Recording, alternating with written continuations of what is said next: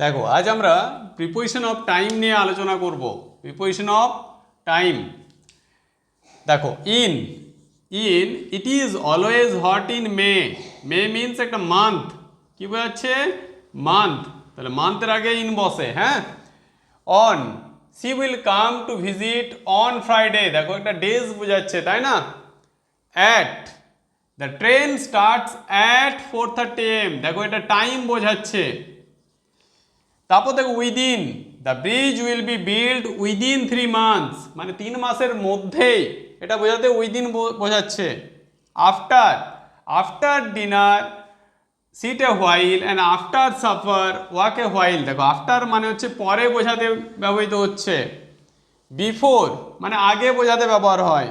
Don't praise the day before sunset. তারপর দেখো from from মানে কোনো একটা টাইম থেকে। The school reopens from 24th November। দেখো 24th November থেকে স্কুল খুলবে।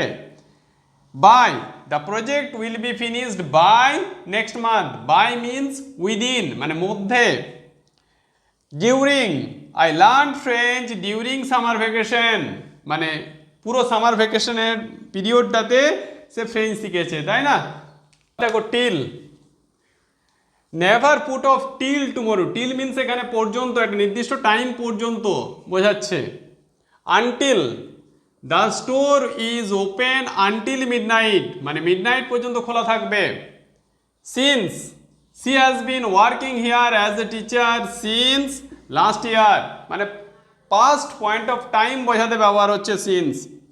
Through out it rained throughout the night. Throughout means সারা রাত জুড়ে, তাই না, বৃষ্টি হয়েছে।